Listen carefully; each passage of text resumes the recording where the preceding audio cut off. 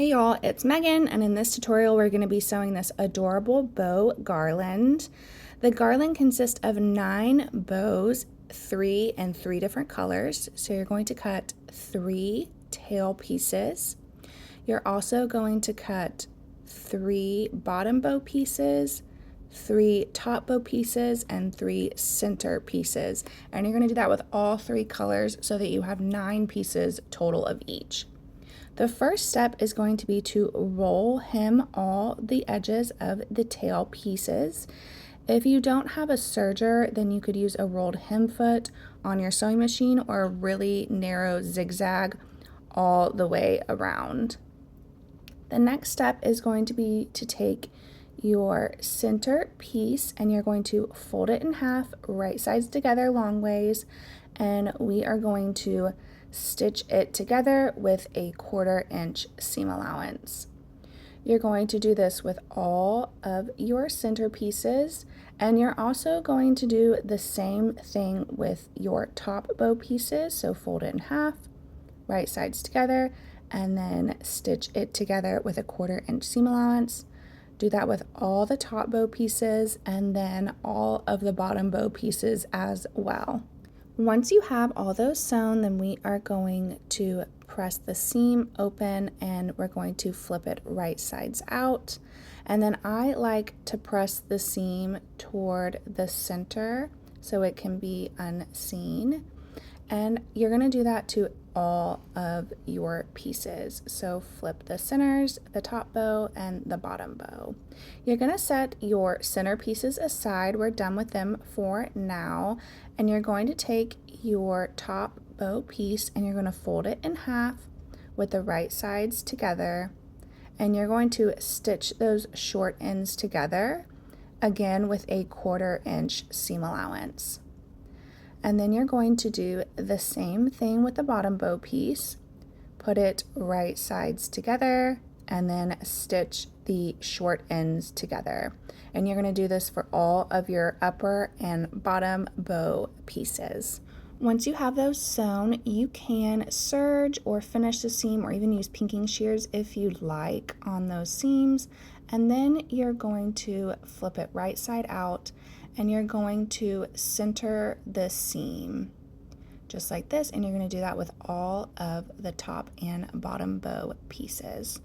Once everything is sewn, it's time to assemble our bows.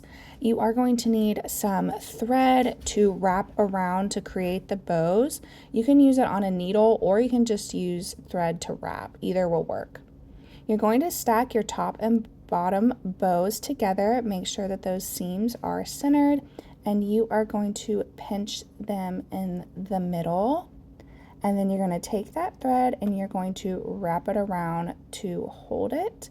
That's it. You can either just wrap it or you can use a needle and put a stitch in the center, whichever way works.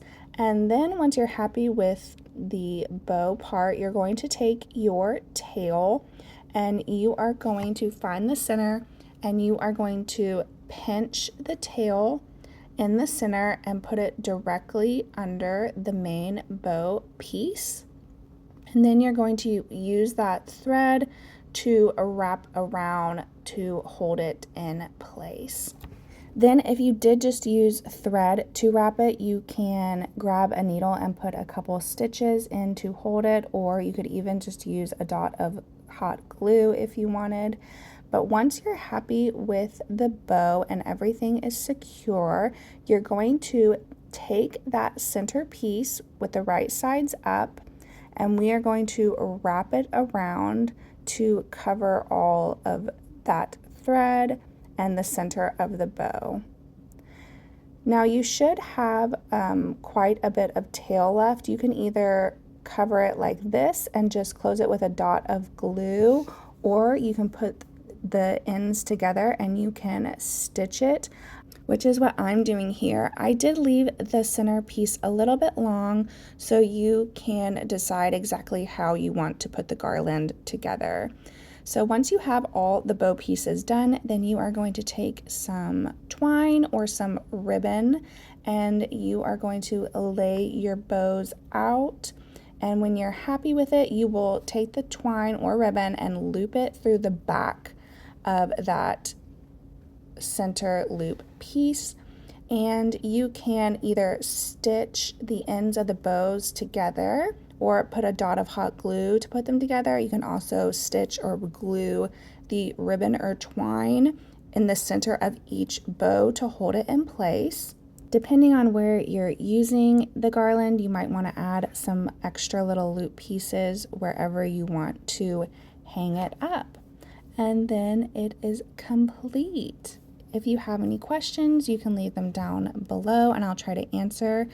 As always, if you make some of the garland, then we would love to see it posted in our Facebook group, or tag us on Instagram at Made for Mermaids, #Made for Mermaids Patterns.